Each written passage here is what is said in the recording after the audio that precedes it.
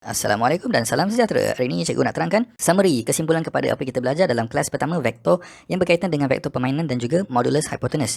Untuk bahagian ini cikgu terangkan dua kaedah untuk mencari apa yang diminta oleh soalan A, iaitu menggunakan vektor A dan B untuk mewakili PQ. So dia nak daripada P sampai ke Q tapi menggunakan huruf-huruf kecil. Memang vektor ni suka huruf-huruf kecil saja kan? Memang betul. So A ni adalah melintang. So cikgu pakai berapa kali A?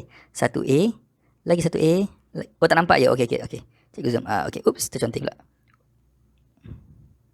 So ada 3 kali A yang mana semuanya adalah positif sebab dia ikut arus, dan kita gunakan B pula. Yang B ni dia adalah 1 kali B kat situ. So cikgu tulis B. Allah tabal gila.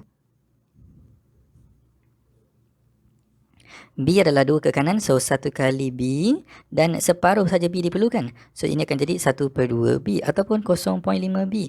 Maka jawapan PQ kita ialah 3A campur dengan 3/2 B ataupun 1.5 B. So ini adalah jalan kira congak. Setengah pelajar boleh buat dan majoriti pelajar tak boleh buat. So cikgu tunjuk kaedah alternatif, iaitu manual.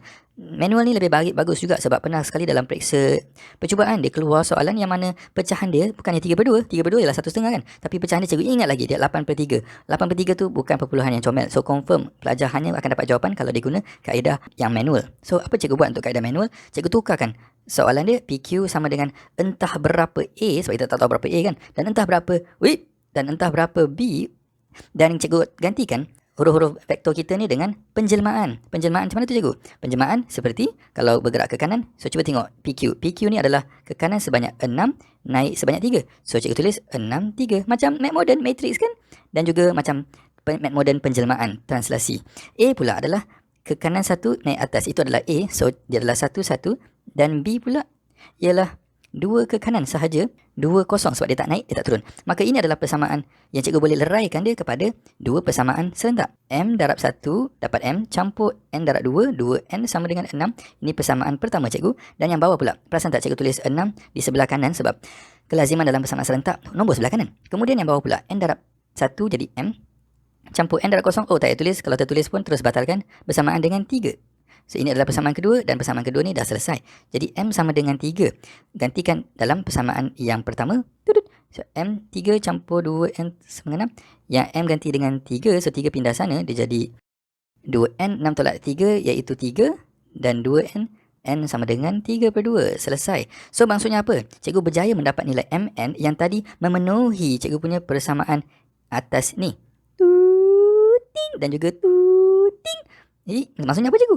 Maksudnya M cikgu bersamaan dengan 3 dan N cikgu bersamaan dengan 3/2. Cikgu conteng ke atas tu, perasan tak?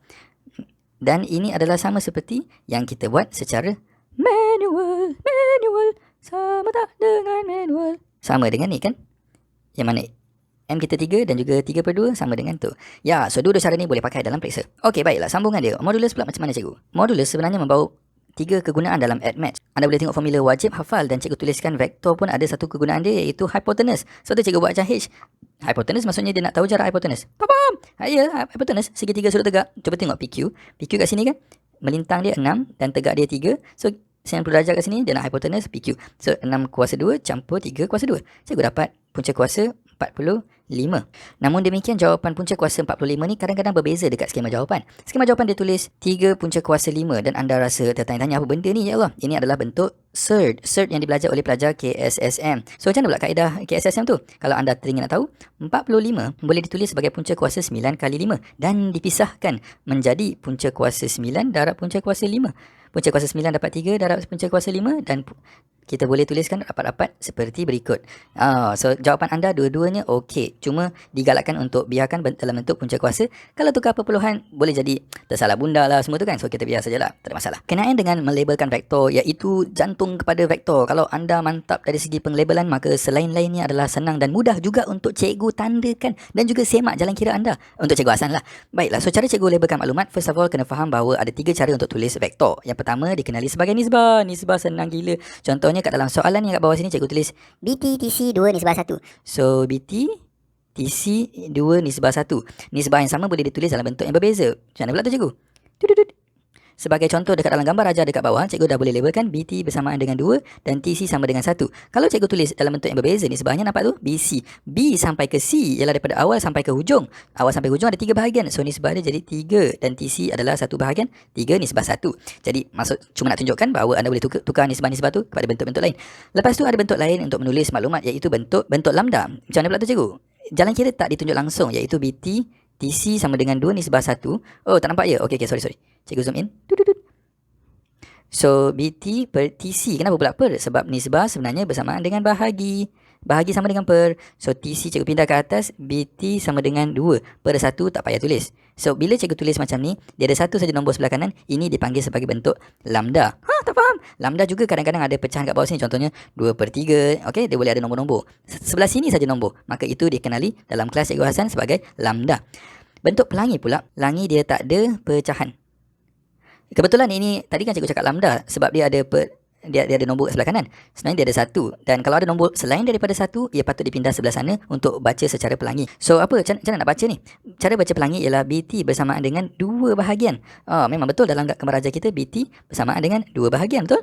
Ya, betul. Lepas tu TC pula bersamaan dengan 1 bahagian. Sebab tak ada nombor kat sebelah kiri, maksudnya nombor tu adalah default 1. Maka TC bersamaan dengan 1 bahagian. Nanti kita akan tengok lebih lanjut bagaimana untuk labelkan ni. Just nak bagi tahu korang ada 3 cara untuk tulis maklumat. Baiklah. So selepas anda dah tulis maklumat, label perlu mantap. Untuk label anda perlu ada 3 maklumat. Untuk label anda perlu ada 3 cara, iaitu pecahan. Lepas tu anda perlu ada huruf dan juga arah vektor. So pecahan contohnya kat sini cikgu ada BT 2 kan. Pecahan dia adalah 2 per 3. Yang ni 1 per 3. Lepas tu huruf. Huruf ada 2 cara. Kalau kita ada sifar, maka sifar mesti tulis terlebih dahulu sebelum huruf OA sebagai contoh. Tapi kalau cikgu ada huruf contohnya B dengan C, cikgu akan pilih BC kerana B lahir terlebih dahulu berbanding dengan CB. Ini kurang baik. Walaupun actually cikgu boleh ke saya buat CB? Boleh, tapi tak comel saja. Kena faham, comel dengan tak comel dua-dua benda diterima, tapi tak comel je lah. So cikgu sambung kat sini sebagai BC dan BC. Last kali mesti ada arah vektor. That means pada satu garisan mesti ada simbol macam tu. Itu adalah vektor, tapi ditulis balik. Lol. So BC kat sini, okey, arah ke bawah sebab atas ke bawah. Baik, bila cikgu dah habis label macam ni, barulah anda adalah anak murid Cikgu Hasan. Sebab Cikgu Hasan sangat mengesyorkan untuk buat 3 benda ni. Kenapa pula cikgu? Cara lain lebih singkat. Ya, memang cara lain ada yang singkat, tetapi dia untuk macam congak laju lah. Cikgu kadang-kadang tak suka congak sebab cikgu sendiri adalah seorang yang lambat berfikir. Istighfar. Ya, so cikgu akan makan masa untuk fikir. Kalau jalan kira korang serabut, cikgu pun susah nak berfikir. Istighfar. Masya Allah. So, untuk menjawab soalan dia, dah boleh jawab dengan lancar. BC. Untuk pergi daripada B ke C, cikgu tak boleh ikut laluan terus sebab kita tak ada maklumat huruf-huruf kecil kat sana. Tak faham kenapa cikgu cakap huruf kecil? Sebab soalan dia cakap ungkapkan dalam sebutan huruf kecil, sedangkan laluan tadi tu tak ada huruf kecil. Oh ya ke? Okey, tak apalah. So cikgu boleh ikut laluan. Cikgu boleh bypass. Bypass tu maksudnya kita menyimpang ke titik lain. Contohnya menyimpang ke A dan pergi ke C. So ditulis dalam jalan kira sebagai B sengkang macam tu, BA campur AC. A yang kita bypass. Cikgu panggil dia bypass sebab bila kita ada saluran darah dalam jantung, darah nak pergi ke jantung tapi tersumbat. So kita akan ikut laluan lain untuk sampai ke destinasi, untuk bypass jantung.